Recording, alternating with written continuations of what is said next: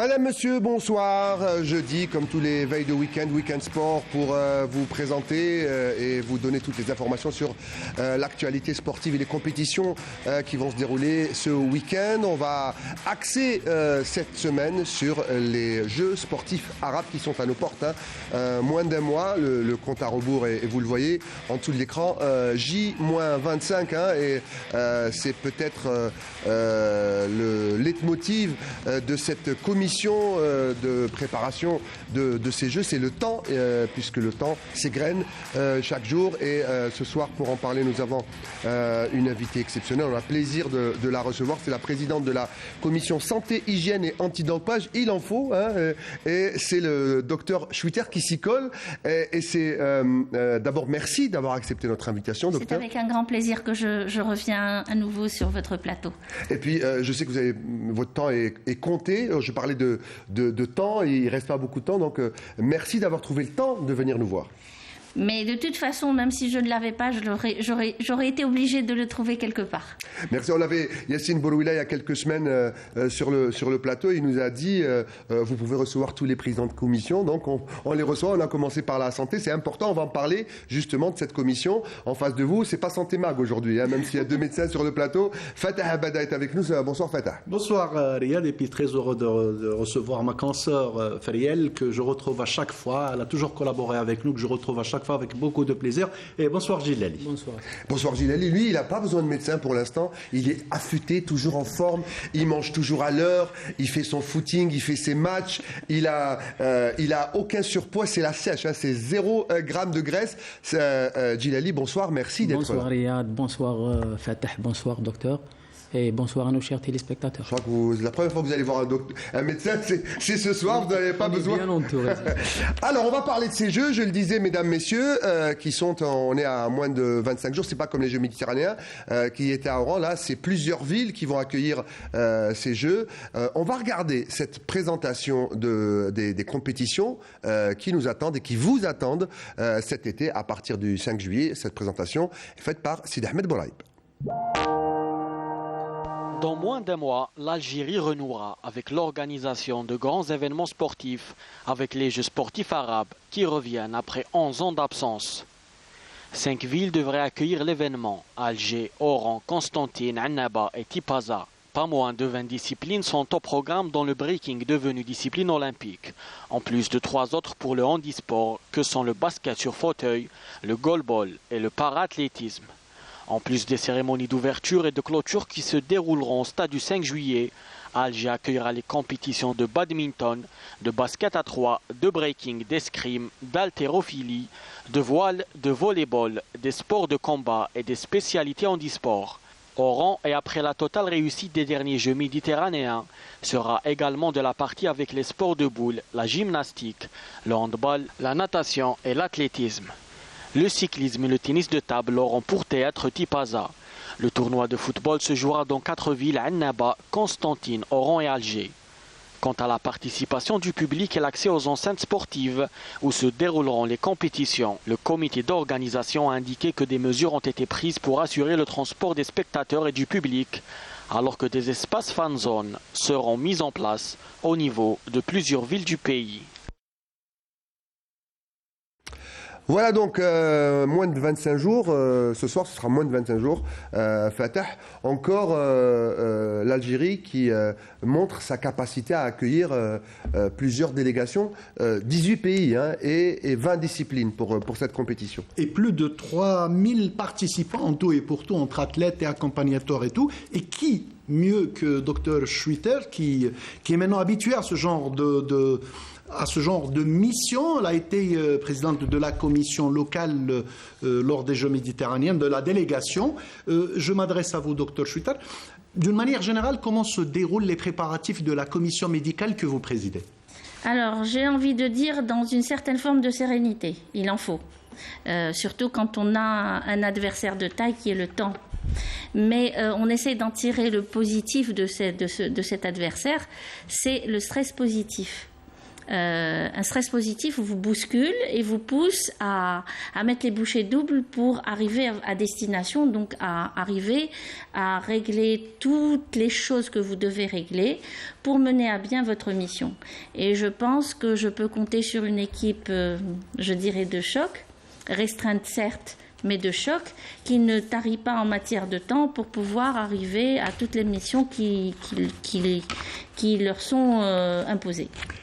J'ai eu le plaisir, la chance, peut-être le plaisir d'assister à une partie de votre réunion ce matin. J'ai vu que vous avez mis les bouchées doubles. Je vais dire, comparativement aux Jeux méditerranéens, comme le disait Sidi Ahmed Bouraïb, maintenant c'est étalé sur 5 sites, Tipaza, Alger, Constantine, Annaba et Oran. Quel a été le dispositif pour les commissions médicales, bien sûr? Quel dispositif avez-vous mis en place pour gérer ces différents sites? Alors effectivement, c'est vrai que l'on peut éventuellement tirer profit de l'expérience d'Oran, mais il y a quand même une différence de taille entre la préparation des Jeux sportifs arabes et celle des Jeux méditerranéens, que ce soit sur le plan du timing, puisque pour les Jeux méditerranéens, nous avons... les personnes qui étaient dans l'organisation avaient quand même près de 4 ans pour pouvoir préparer ces Jeux, alors que pour les Jeux arabes, nous n'avons que 3 mois. Ça, c'est la première différence. La deuxième, c'est que les Jeux arabes sont éclatés sur 5 wilayas. C'est-à-dire que la noble volonté de faire participer tout le pays, et non pas juste une wilaya, une ville, a fait que les Jeux se déroulent tant au centre, à l'est comme à l'ouest. Et c'est vrai qu'en matière de dispositif, je ne dirais pas que ça pose problème, mais ça demande un travail supplémentaire. Pardon, docteur, est-ce que comme pour les Jeux méditerranéens d'Oran, où la direction de la santé de la wilaya d'Oran était partie prenante avec la commission, est-ce que là, vous vous êtes aussi appuyé sur les directions de santé des wilayas, des villes concernées? Il est tout à fait normal que l'on ait pour partenaires les DSP.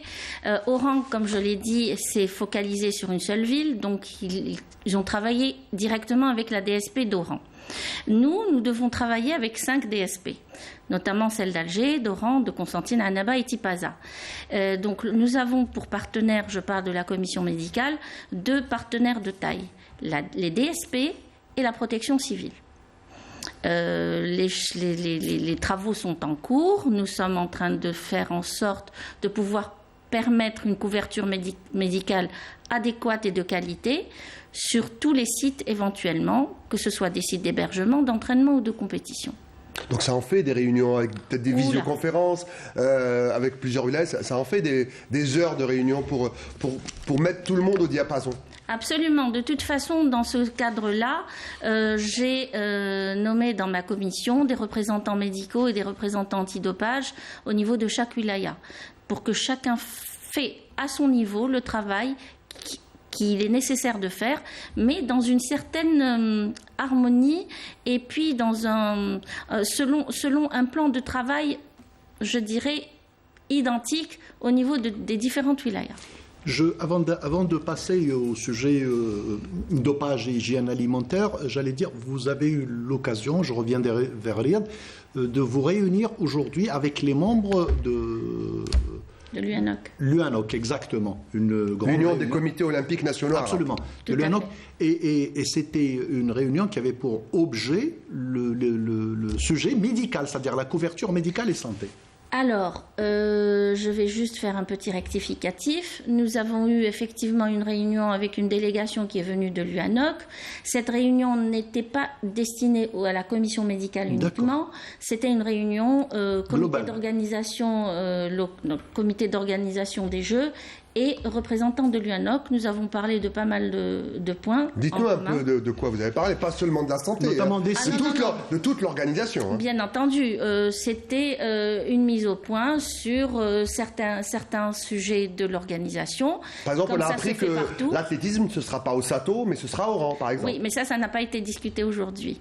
Et vous n'êtes pas sans savoir que des réunions se font régulièrement entre le comité d'organisation et les propriétaires des Jeux qui sont de l'UANOC. Les changements se font en fonction, bien entendu, de certains critères, de certaines, de certains paramètres qui peuvent venir au fur et à mesure en fonction des inscriptions des délégations sur la plateforme. Mais sinon, pour revenir à mon domaine, donc en dehors de la réunion, je me suis réunie également avec une petite délégation qui avait besoin de discuter avec moi sur l'organisation sur le plan médical. Et ça s'est très bien passé. Nous avons fait une petite réunion en restreinte. Petit comité. Oui, en petit comité. Ça s'est très bien passé. Ils avaient besoin de comprendre certaines choses, surtout de voir comment on envisageait de les prendre en charge sur le plan de la santé. Et puis, de toute façon, on s'est quitté avec une certaine forme de satisfaction de leur part. Alors, je vous coupe une minute, on va regarder justement ce sujet signé Rina Lorari sur la visite justement de cette délégation de l'Union des comités olympiques nationaux arabes. On regarde le sujet et puis on continue la discussion. À quelques semaines du début de la 15e édition des Jeux pan-arabes qu'abritera l'Algérie du 5 au 15 juillet prochain, la délégation de l'Union des comités olympiques nationaux arabes a entamé sa deuxième visite d'inspection dans la wilaya d'Alger afin de s'enquérir du niveau de préparation des infrastructures sportives en commençant avec le stade Ouagnouni. Et l'Algérie est un grand pays connu pour avoir organisé des manifestations sportives de grande envergure comme les Jeux méditerranéens en 2022. Les Jeux pan-arabes sont donc de retour après une interruption depuis 2011 et nous nous attendons à ce qu'ils soient exceptionnels. Nous avons constaté que toutes les infrastructures sportives sont prêtes. La délégation s'est par ailleurs rendue à l'hôtel Sheraton pour ensuite terminer sa visite à la salle Omnisport d'El Biar. Cette visite a permis aux membres de la délégation de s'enquérir de ces installations après avoir réussi l'organisation des Jeux méditerranéens. L'Algérie a plus d'expérience dans la préparation de tels événements sportifs et elle est fin prête à abriter cette nouvelle édition des Jeux pan-arabes. En plus de regrouper 3000 sportifs de 22 pays, cette manifestation arabe qui se veut grandiose va permettre à l'Algérie de démontrer une fois de plus sa capacité à abriter des compétitions de renommée internationale. Alors, une fois de plus, comme dit mademoiselle Lorari, quand on voit par exemple Yassine Arab qui était président de la commission technique pendant les Jeux méditerranéens, c'est une expérience en plus dans l'organisation de ces Jeux arabes. Tout à fait, tout à fait. Et pour clore ce sujet sur le plan médical, j'allais parler d'un sujet assez sensible qui est le dopage et l'hygiène alimentaire. Quelles sont les dispositions qui ont été prises? Comment ça va être? Est-ce que c'est le dispositif des Jeux méditerranéens qui va être repris ou c'est une autre façon de faire? De toute façon, on ne peut pas dire qu'un dispositif est repris parce que nous sommes soumis à une certaine réglementation. Oui. Donc c'est celle-ci qui nous guide dans nos démarches. Maintenant, effectivement, parmi nos missions, c'est que nous sommes obligés d'assurer un apport nutritionnel adéquat et surtout une hygiène alimentaire pour éviter d'éventuels gros soucis type intoxication collective. Sur ce plan-là, toutes les dispositions ont été prises. Toutes les dispositions sont prises sur ce plan-ci. Maintenant, en matière de dopage, j'ai un chef de département au niveau de la commission qui a pour seule mission le dopage. L'antidopage, la lutte contre le dopage. Ou le contrôle antidopage. Oui, c'est plutôt le contrôle antidopage. Pourquoi je ne voulais pas utiliser le mot contrôle et plutôt lutte antidopage? Parce qu'il y a deux volets.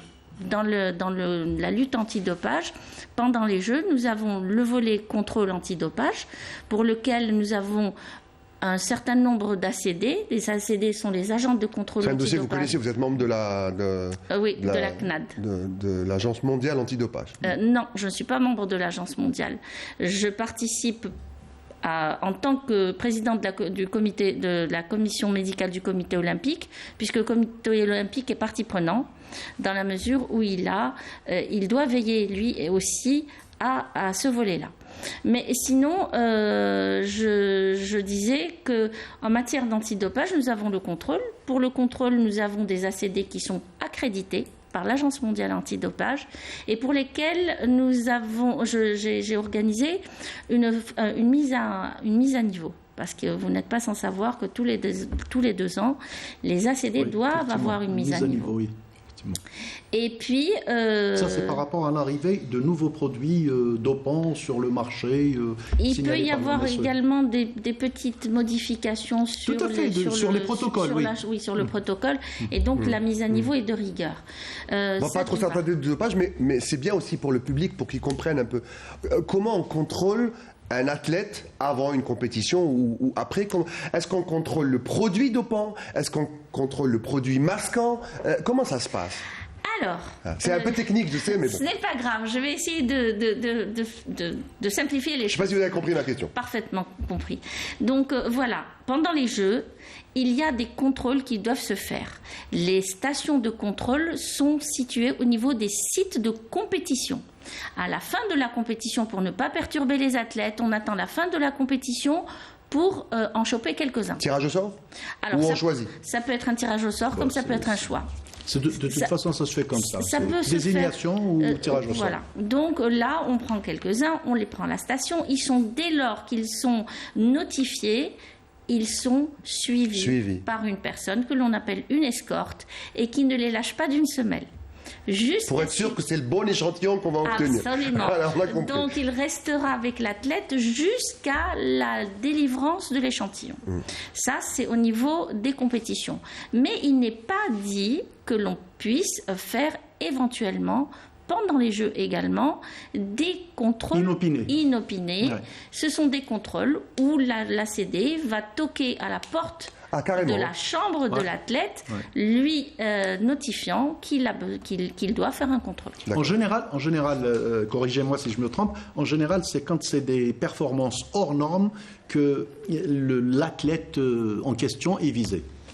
Vous savez, en général, mais on peut également tomber sur une espèce de tirage au sort. D'accord, très bien. Alors, c'est passionnant, on va continuer, mais après il nous reste le reste de l'actualité. Allez-y, docteur. Non, mais c'est bon, de toute façon, on a fait le tour sur le sujet. Moi, je suis un peu perdu, j'ai l'impression que je suis au CNMS, là. J'ai docteur à droite, docteur à gauche. Je voulais juste rajouter, parce que je n'avais pas parlé du deuxième volet, qui n'est pas des moindres en matière d'antidopage, c'est le volet de l'éducation.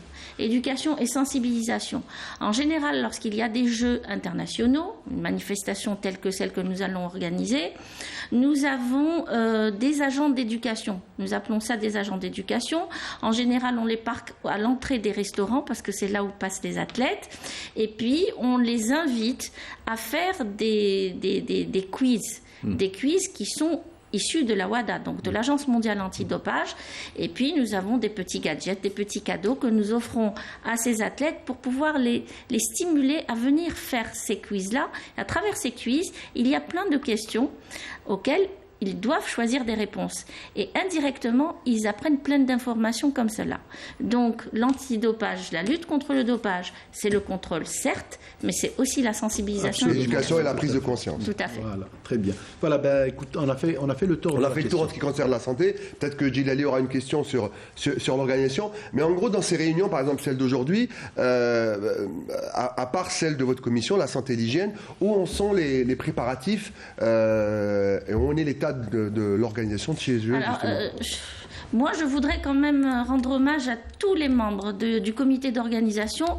À leur tête, M. Selmi. Bien entendu, à leur tête, M. Selmi, qui font un travail colossal. Et je tiens à noter le fait que nous sommes vraiment tenus par le temps.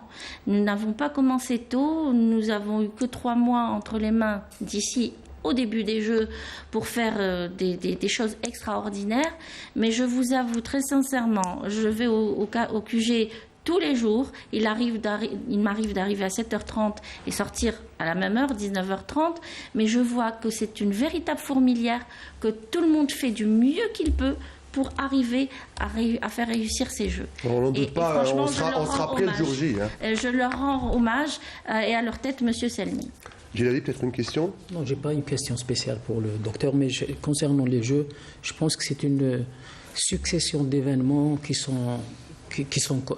notre pays est concerné. Donc, on a déjà réussi dans les Jeux méditerranéens, le Chan, la Coupe d'Afrique des moins de 17. Donc, c'est comme un marathon. Hein. Oui. 4 donc, événements comme ça de suite. Notre pays a prouvé qu'on est capable d'organiser des événements, que ce soit régional ou chaque année, on se rend compte que l'Algérie s'enrichit d'infrastructures nouvelles, flambant neuves, ou des anciennes, comme celle par exemple de Annaba ou de Constantine. Je parle des stades rénovés.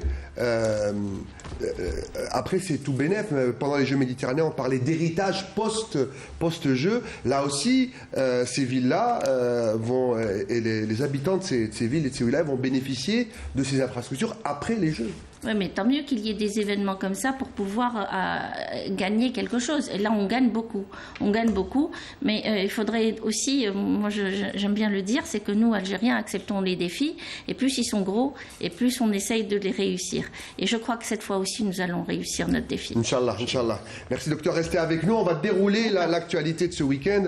Et on va commencer par le basket, parce qu'on connaîtra à l'issue, messieurs et madame, le champion en basket. On va commencer par le jingle basketball.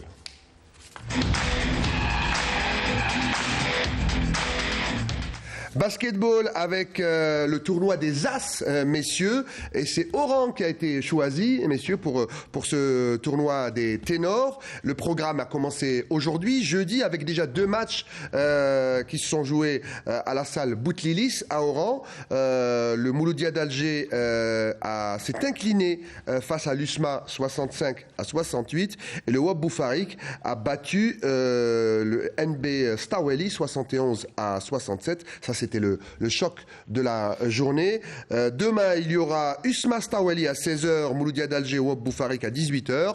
Et puis, ce tournoi des As se terminera samedi, 10 juin, avec Wahb Boufarik, USMA d'Alger, tôt dans l'après-midi, 14h30. Et puis enfin, NB Staweli, Mouloudia d'Alger à 16h30. À l'issue de ce tournoi des As, on connaîtra justement le champion de cette année de basketball. Le successeur, c'est pour ça que j'allais dire c'est une surprise, entre le choc entre le Wahb et Staweli, on va savoir qui succédera à Staweli qui avait remporté le titre la saison prochaine. Du basketball, on va passer au handball. Qui dit handball dit jingle handball.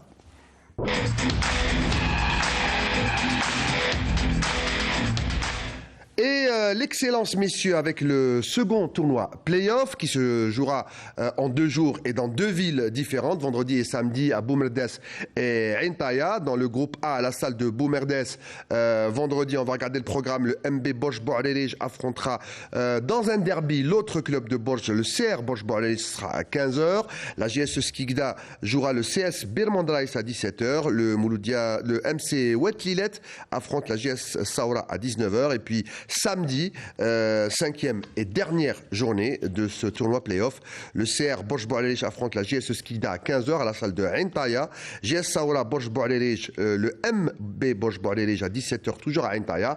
Et on restera dans cette jolie petite ville côtière pour le 3e et dernier match de ce samedi, le CS Birmandraïs qui affrontera le MC Wetlilet à 19h. Je vous laisse regarder encore une fois le programme de cette dernière journée de play-off.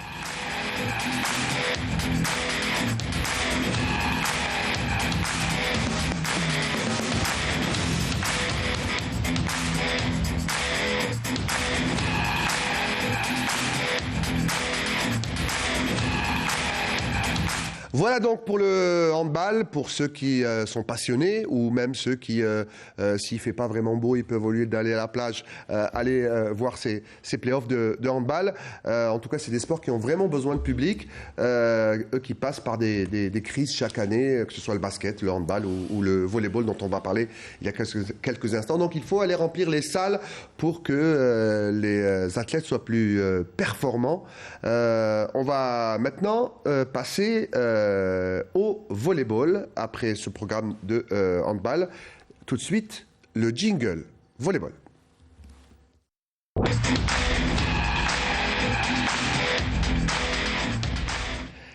Volleyball avec, ça commence donc avec le programme de vendredi. Demain, 8e journée avec l'ES Sétif qui affronte la GSE Ouled Adouane. Ce sera à partir de 10h30. Le Pokchlef affrontera l'OMK Milia à 14h30. Le Moulier d'Alger jouera contre le RM Arze à 16h. La ASV Blida affronte le NR Bourj-Bourg-Lérige à 18h. Et puis le MB Béjaïa joue le Wydad de Tlemcen à 20h. Et puis samedi, 9e et dernière journée avec l'OMK El Milia qui joue le Moulier d'Alger à 11h du matin. Wydad de Tlemcen, ES Sétif, étoile sportive sétifienne à 13h. Le RM Arze affronte l'ASV Blida à 15h.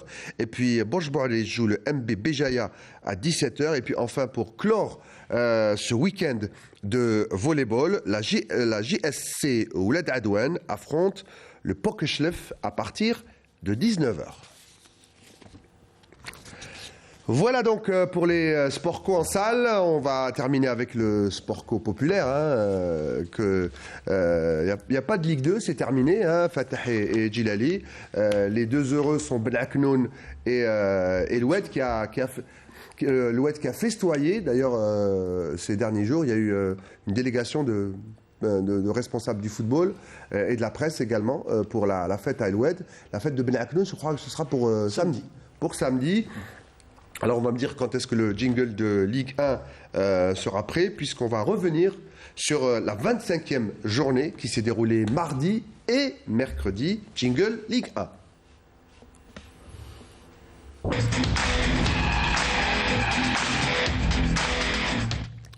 Voilà, messieurs, avec les résultats qu'on va donner dans quelques instants.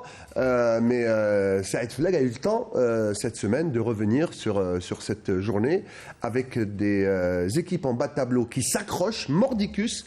Et il y a une équipe qui a payé les frais, c'est l'Alba, du réveil des autres équipes, la GSK, le Paradou, Magara, entre autres. On va regarder ce résumé signé Saïd Flag. Belouizdad, leader incontesté du championnat, est allé s'imposer chez le promu, le MC El Biad, pourtant difficile à manier sur son terrain. 1-3, consolidant ainsi sa première place, toujours avec 8 points d'avance sur son poursuivant immédiat, le CS Constantine, qui a disposé pour sa part à domicile du RC Erba 2-0 grâce à un doublé signé Mamri. Troisième avant l'entame de cette 25e journée, le Mouloudia d'Alger, battu à Tizi Ouzou par la GS Kabylie, 2-0, quitte le podium à la différence de but.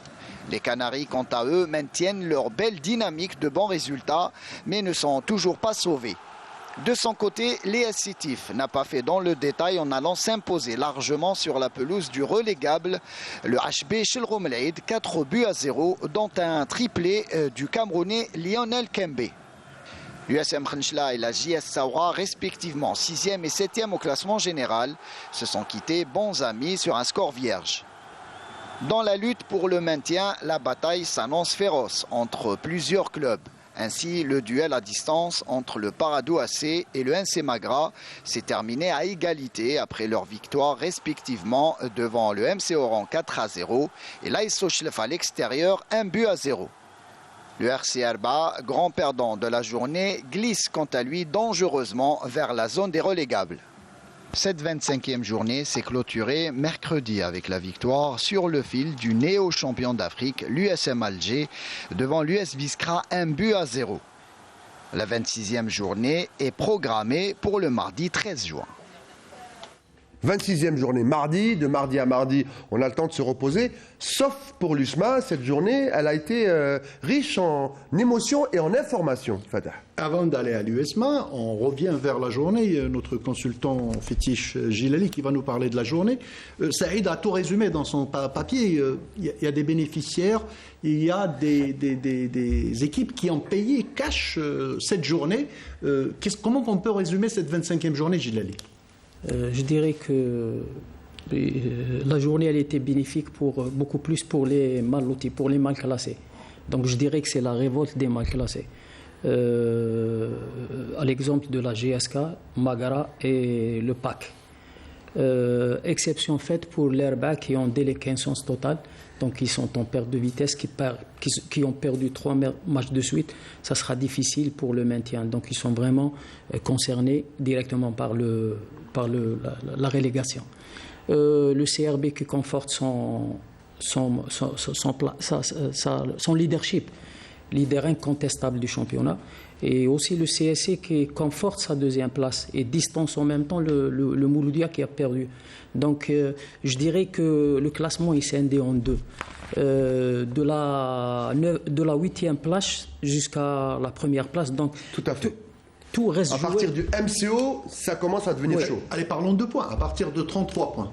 À partir de 33 points. C'est-à-dire le MCO et la SOC. Je dirais 34 points et plus peuvent jouer aisément le podium. 33 et moins. Et moins, tout le monde est concerné par la relégation.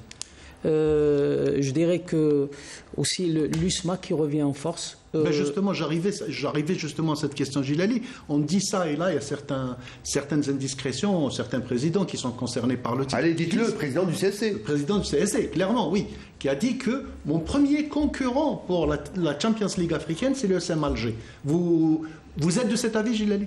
Mathématiquement, oui. On peut jouer carrément. L'USMA peut jouer carrément la deuxième place. Ils ont 35 points, ils ont 3 matchs en moins. S'ils gagnent les 3 matchs, ils seront à 43 points.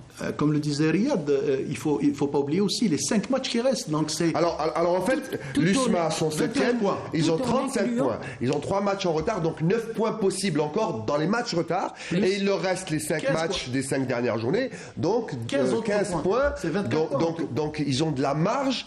Quand on entend Benchira dire « moi je veux jouer la C1 », parce que lui il est déjà qualifié à la C3, puisqu'il est champion, il a gagné la coupe. Donc lui, son but, il a essayé de motiver ses joueurs pour aller chercher la C1, donc la deuxième place. Et jouer la C1, c'est pas comme jouer la Coupe de la CAF. Ouais. Donc c'est très important aussi sur le plan financier. Alors pendant que vous parlez, on va regarder les résultats de cette journée. Pendant que vous continuez à discuter, messieurs, on va regarder tous les résultats par les chiffres de cette 25e journée. Pour revenir au haut du tableau.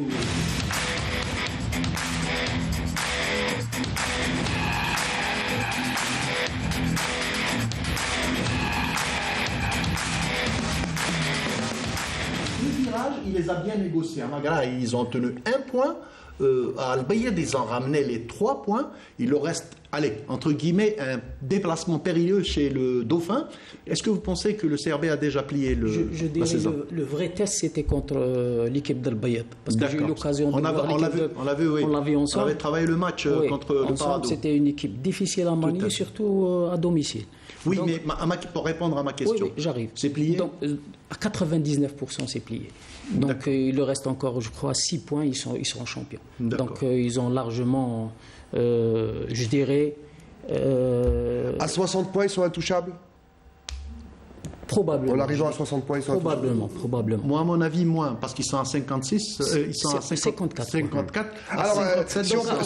Alors, si on peut voir le classement, Saïd, Bouhadjoum, notre réalisateur, sans la musique. Et messieurs, vous allez regarder le classement parce que c'est vraiment. Il a raison, Gilali. C'est un championnat coupé en deux. Ceux qui sont en haut risquent de se sauver et la deuxième partie du tableau, ils risquent tous le purgatoire. On en a parlé la semaine passée, Riyad, on en a parlé.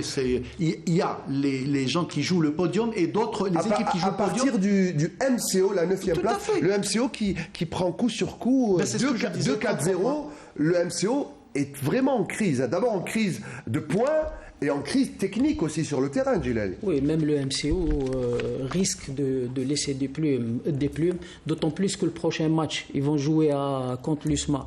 À Nelson Mandela. Il joue à Mandela le samedi. Mandela, oui. Et l'USMA veut à tout prix. A besoin de points. De points il n'y a pas eu de dépressurisation. Il n'y a pas eu de problème de.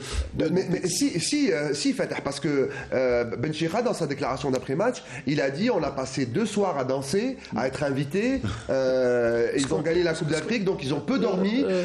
Ce qu'on appelle le phénomène de décompression. N'est-ce pas, docteur? Donc, ils ont l'euphorie de cette victoire. Ils ont du mal à se remobiliser et aller prendre du plaisir dans un championnat alors qu'ils ont été sur le toit de l'Afrique. Ils ont inscrit à la dernière. Ils ont raté la première mi-temps. Ouais. Et la deuxième mi-temps, ils sont un peu réveillés. Ils ont marqué à la 90e minute de jeu ce but qui leur donne 3 points. toute façon, ça va se décider, je pense, lors du prochain match, le derby contre le Mouloudia. C'est là on peut voir... Le samedi d'après.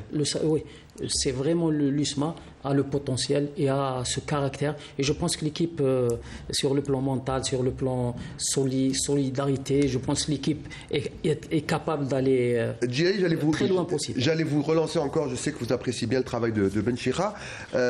Même dans ses interventions avec la presse, les mots sont bien pesés et valent leur pesant d'or. Il a dit... il adore dire ça, il adore dire mes enfants, ça c'est le travail du psychologue, et il dit j'ai essayé de les remotiver, et c'est aussi un message aux supporters. Après l'euphorie et la joie de la victoire dans la Coupe de la CAF, il lance un signal aux supporters en leur disant vous nous avez soutenus pour la Coupe de la CAF, il a peut-être envie d'un stade Mandela archi-comble samedi pour surfer sur cette vague d'amour entre les supporters et l'équipe. Ce sera beau de voir un stade Mandela encore une fois archi-comble, même si c'est le MC Oran en face. Donc, rester mobilisé, rester concentré, c'est la devise de Benchira. Il est toujours derrière ses joueurs. Donc, il saura comment les remotiver, il saura comment les mettre devant leurs responsabilités. Je pense que les supporters, ils sont derrière, ils sont mobilisés. Je pense qu'ils ont toutes les capacités d'aller le plus loin possible. De toute façon, Riyad, ce n'est pas l'apanage des clubs algériens ou des clubs locaux, c'est même dans les plus grands clubs au monde, on voit après une grande victoire, genre Champions League européenne et tout, tout de suite après, il y a réellement de la déconcentration, il reste sur le nuage. Et Benchira, moi je pense qu'il a réussi une partie face à Biskra, il a réussi une partie de sa remobilisation. Cela dit, moi je pense que le match du samedi face au MCO sera encore plus difficile parce qu'ils sont face à une bête blessée et qui risque de laisser des plumes, comme le disait Djilali, deux défaites à 4-0. Ouais. C'est vraiment difficile. Une autre défaite du MCO, ça hypothéquerait leur chance de maintien. Docteur, je vais lui poser une question. Comment on explique ce phénomène de décompression comme ça, quand on vit un moment très intense, après on est obligé de se reconcentrer, c'est compliqué. Merci de me lancer la perche. Mais je venais vers vous. Hein. Oui, parce que je voulais justement dire un petit mot à ce sujet, et c'est là où entre en jeu la psychologie du sport. La psychologie du sport, souvent, lorsque déjà on adhère à cette idée de psychologie du sport, on pense à la gestion de la défaite. Il n'y a pas que ça. Il y a la gestion de la victoire. C'est la gestion des émotions extrêmes. Et la gestion de la victoire, lorsqu'on a une échéance qui suit, elle est encore plus difficile parce que l'athlète monte en effervescence, mais il faut déjà lui apprendre, ne serait-ce que par le biais de la préparation mentale, à revenir et à ne pas se laisser inonder par ses émotions. Et c'est comme ça qu'il arrive très souvent que des athlètes aboutissent à une victoire extrême, parfois inattendue, et qui n'arrivent plus à gérer. Ils sortent, ils sont complètement... Et comment ça se traduit après physiquement? Quand le mental ne suit pas, l'athlète ne répond plus après sur le terrain? Ah bah oui, il ne répond plus. C'est un peu comme quelqu'un qui prépare un bac, qui passe son bac, et à la suite du bac, il oublie tout. Exactement. C'est la même chose. Alors, je tiens la perche. Elle m'a tendu la perche, je la prends, Riyad, et toi aussi tu me l'as tendue. À la mi-temps du match de l'USM Alger, j'ai un copain que je salue d'ailleurs, Dr Khaled Mouhoub, qui est psychologue clinicien, qui était stressé comme nous tous, comme tous les Algériens. Ça existe, les docteurs usmistes, hein, vous savez, c'est pas grave. Hein. Oui, non, j'ai pas dit qu'il était usmiste. Non, mais je plaisante. J'ai dit qu'il était stressé comme tous les Algériens, parce que tous les Algériens étaient usmistes. Tout à fait, c'était une finale algérienne. Alors il m'a fait un petit message, il m'a envoyé un petit message, il m'a dit, je t'ai dit, mon cher frère, qu'il est temps que les clubs algériens se dotent de psychologues. Coach mental, certains disent, d'autres disent absolument. Et je le confirme, le docteur Chouitard vient de le confirmer aussi, c'est un travail mais colossal que les psychologues, surtout après une victoire, tu gagnes à l'extérieur, tu viens, tu es sous pression devant 80 000 spectateurs et ils n'ont pas pu la gérer. Et on dit, je vous la pose à trois, hein, vous êtes technicien, vous travaillez beaucoup avec les jeunes, vous êtes médecin, on dit que l'athlète algérien est fragile. Pourquoi? Est-ce que d'abord c'est vrai? Et pourquoi il est plus fragile? Il est mal pris en charge psychologiquement? Tout athlète qui n'est pas pris en charge convenablement est fragile. C'est la réponse que je peux vous donner. Maintenant, quand on parle de psychologie du sport, on parle plus de... Vous savez, on a bien intégré un préparateur physique. Ouais. Pourquoi ne pas intégrer un préparateur mental? Exactement. Les deux sont connectés de toute façon. Mais c'est très important. Le physique ne fonctionne pas sans le mental. Donc, autant... Et là, je vais vous dire, au niveau du comité olympique algérien, nous avons pris conscience de cela. La preuve, c'est qu'il y a moins de 10 jours, j'avais organisé un symposium international sur la psychologie du sport en période compétitive. Et j'avais ramené des experts étrangers qui nous ont beaucoup et très longtemps parlé de la préparation mentale et de son importance. Nous avons eu parmi ces experts quelqu'un qui a préparé les athlètes d'équipe nationale française d'escrime et qui est parti avec eux à Tokyo. Tout ça pour vous dire que les nations qui sont au devant de la scène en ce qui concerne le suivi et l'encadrement des athlètes prennent ça très au sérieux. Et ça donne des résultats au niveau mondial et olympique. Évidemment. Rafael Nadal a un préparateur mental qui le suit là où il se trouve. Pour l'instant, Rafael Nadal, on est déçu, il n'est pas à Roland-Garros, mais ça c'est une blessure physique qu'il a. Absolument. Moi j'allais m'adresser J'allais lui poser aussi la même question. Oui, non, qui est mieux placé que nous, parce que lui c'est dans le monde du football. Dans des circonstances pareilles, Gilali, vous avez vécu le match comme nous et tout, est-ce que le coach seul est capable de réveiller, de motiver, de remotiver, de booster son équipe? On l'a vu avec l'USMA, il ne faut pas se voiler la face, ils n'y étaient pas. Si l'équipe avait un préparateur mental, un psychologue. Dans tous les clubs au monde, maintenant le staff est élargi, pas uniquement le préparateur physique, comme l'a bien signalé le docteur. Donc il y a le préparateur physique, il y a l'entraîneur en chef qui travaille sur le plan tactique, il y a aussi le préparateur mental qui est très important. Surtout, ça commence chez les jeunes, avant d'arriver au senior. On va parler des jeunes, mais vous m'avez dit, je me rappelle, après avoir vu le match, on s'est appelé et on se tutoie dans la vie, je vous tutoie sur le plateau. Tu m'as dit, ils ont changé de comportement. D'habitude, quand ils jouent un match, ils jouent à Polorine, ils rentrent à la maison. Et là, pour la première fois de leur parcours, ils sont dans une bulle à Sidi Moussa. Pour ces jeunes, c'est un changement. Oui, moi, je t'avais dit, c'est bien, ils les protègent de l'environnement familial et de la pression. Et toi, tu m'as dit non, c'est un changement et ils ne sont pas habitués. D'habitude. Ils ont changé d'habitude. C'est une lame à double tranchant. Comme ça peut être. Le docteur est d'accord avec vous. Ça peut être bénéfique, comme ça peut être désastreux. C'est un coup de poker. Oui. Entièrement d'accord. Pardon. Oui, je suis de son avis.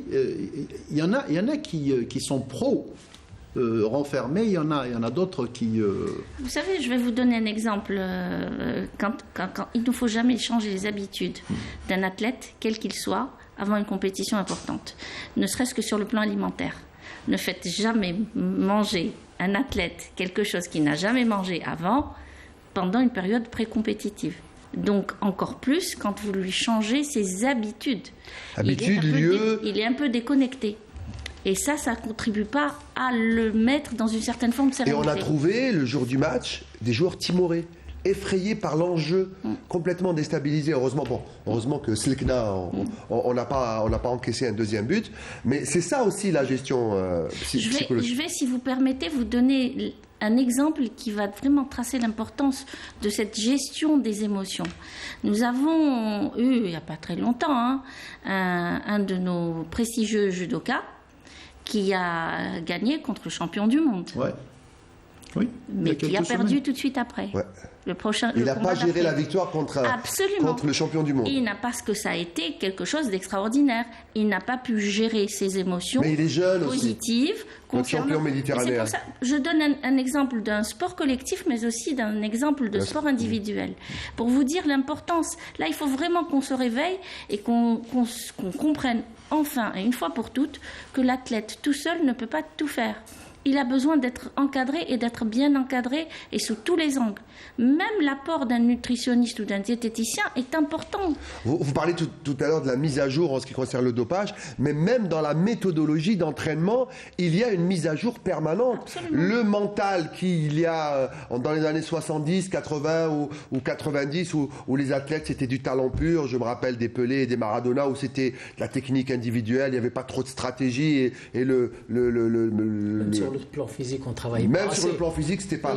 Mais là, il y a plein de nouveaux paramètres qu'il faut maintenant prendre en compte pour pouvoir préparer, parce qu'on pense pas à Paris 2024, mais il faut penser plus loin. C'est les garçons de 12, 13 ans de maintenant qui vont faire les Jeux dans 8 ans, n'est-ce pas, Fada? Un sujet qui aurait plu à Bedro, qu'on salue, qui est absent. Qu'on salue Voilà, Bedro qui ne parle que de ça. Et effectivement, c'est ça. Il faut penser au futur, aux jeunes qui ont 10, 12 ans actuellement, et c'est les futurs champions dans 10 ans. Alors, ça serait une concurrence déloyale vis-à-vis des autres nations qui sont en train d'évoluer dans ce sens, alors que les nôtres sont en train de stagner. Effectivement, on ne peut pas. Après, ça peut, je ne dis pas que c'est la raison première, mais ça peut contribuer justement à ce recul dans nos résultats. Déloyal, ça ne l'est plus du moment que quand on regarde des émissions, par exemple, comme celle d'aujourd'hui, où les gens doivent prendre même... Bon, là, bien sûr, j'exagère, mais les gens, je pense, il y a des gens qui travaillent, qui réfléchissent et qui ont une prise de conscience et qui savent que les méthodologies d'entraînement doivent évoluer. Nos enfants doivent d'abord apprendre à faire du sport et ensuite à être de bons compétiteurs et ensuite à être des winners. Parce que ça s'apprend, être le numéro 1. On peut apprendre à faire une compétition, mais les nations dont vous parliez, les Japonais pour le judo, les Français pour le judo, l'escrime, les Italiens, etc., c'est des nations qui vont dans des grands rendez-vous mondiaux pour gagner, pour être numéro 1. Et ça, mentalement, ils sont prêts. Moi, ça me rappelle Belmadi quand il a dit je vais en Égypte pour gagner la Coupe d'Afrique. Ça, c'est du mental. Mais Riyad, pardon Riyad, je te coupe. Il y a un excellent exemple. Voir la préparation, la programmation du père des deux Williams, Serena et Venus. Il les a préparés. Quand elles avaient 6 ans, il les a préparés. Il a dit à Venus qu'elle serait championne et à Serena qu'elle serait la meilleure joueuse de tennis de tous les temps. Voilà. Serena Williams est au tennis, ce que Michael Jordan était au basket. Alors on va finir un mot, avant de terminer avec les Jeux arabes, un mot sur cette finale. Vous vouliez en parler, Djilali? Je dirais que c'est une victoire difficile dans la douleur, mais quand même la consécration est méritée de cette équipe de l'USMA au vu ce qu'elle a produit, surtout au match aller. Donc heureusement que la victoire du match aller nous a fait beaucoup de bien. Parce que le match retour, c'était sur le plan technique, c'était un match juste moyen. On voit les images du titre. Juste moyen, on a perdu le match, mais on pouvait facilement le perdre avec un score plus large. Heureusement, une première mi-temps catastrophique sur le plan organisationnel. Il y a eu rectification en deuxième mi-temps, une réorganisation tactique. C'est là où on a bloqué la défense adverse pour ne pas relancer de derrière. On a mis un deuxième avant-centre. On a obtenu le pénalty qu'on a raté malheureusement, mais le réajustement tactique et l'organisation en deuxième mi-temps a fait la différence. Mais aussi, je dirais une chose que l'USMA, cette année, sans Ben Chikha, n'aurait jamais gagné cette coupe. D'ailleurs, il a adoré dire qu'une finale, ça ne se joue pas, ça se gagne. Et la finale, c'est vrai qu'on parle du retour, mais la finale, c'est 2 fois 90 minutes. C'est la première manche qui nous a permis de remporter le... Parce qu'ils ont remporté par rapport au caractère des joueurs, par rapport à la solidarité des joueurs et par rapport à l'état d'esprit aussi et par rapport au défi qu'il a lancé l'entraîneur. Il ne faut pas oublier, il y a eu quand même 70 000 gorges qui ont crié, déployé, tout en rouge, qui ont soutenu cette équipe. Les supporters méritent aussi cette coupe. Ils la méritent aussi, les supporters. Je parle de ceux qui étaient au stade en train de les supporter. Mais il n'y avait pas que des supporters. Il y avait une majorité de supporters de l'USMA, mais il y avait beaucoup qui sont venus des 4 coins du pays pour voir tous les matricules. Pour voir cette finale. Voilà, avant de revenir au jeu, je voulais juste vous montrer une dernière image. On va la voir, cette photo. Radia et Saïd Bouhadjoum. Le voilà. Alors, Saïd Barahma hier a remporté la Conference League. Ex-Europa League, la Conference League. Et c'est le deuxième Algérien, après El Bahmadjer, à remporter une coupe européenne. Bravo Saïd. Et c'était un match très serré. La Fiorentina avait un jeu beaucoup plus léché que le jeu assez stéréotypé des Anglais. Il a marqué un but en finale. C'est comme Madjer en réalité. Il a marqué son super penalty. Ils étaient déterminés pour gagner ce match par rapport au parcours dans le championnat où ils sont classés. Ils ont joué la relégation. Ils se sont sauvés de justesse. Donc, ils avaient vraiment à cœur de gagner cette coupe. Et c'est un excellent parcours en coupe qu'il a fait. Il a fait des matchs excellents. Donc, c'est méritoire par rapport à ce qu'il a produit et le pénalty qu'il a marqué. Il a été buteur en quart de finale et en demi-finale. Oui, il a été déterminant. Bravo, là, il reste 1 minute 30. Je pensais qu'il nous restait un peu plus de temps. Voilà, juste pour revenir. Rapidement, 1 minute. Oui, bien sûr, bien sûr. Le nombre de disciplines, il a augmenté par rapport aux éditions précédentes. Nous sommes officiellement à 23 disciplines, dont 3 en handisport. D'accord. Nous avons le paraathlétisme, le goalball et puis le basket sur fauteuil. Sur fauteuil. Voilà. Alors voilà. Rapidement, le dernier mot, je vous laisse à vous, docteur. Et après, on est obligé de quitter. La télé, c'est le temps. Nous aussi, notre problème, c'est le temps. Eh bien, moi, je dirais juste une chose. Souhaitez-nous bon courage pour que l'on puisse aboutir à faire de ces Jeux une réussite. Et elle le sera, et la télévision algérienne vous accompagnera, bien sûr, dans votre travail avant et pendant les Jeux. Merci Djilali, merci Fadeh et merci docteur Schwitter d'avoir accepté notre invitation. Merci à vous tous d'avoir passé ce début de soirée du jeudi, ce début de week-end avec nous. Je vous retrouve avec plaisir jeudi prochain pour la même émission. Saïd Felak, vous le retrouverez dimanche dans Canal Foot. Et puis 52 chrono avec Mokhtar Hamani mardi prochain. Merci, bon week-end. Salut.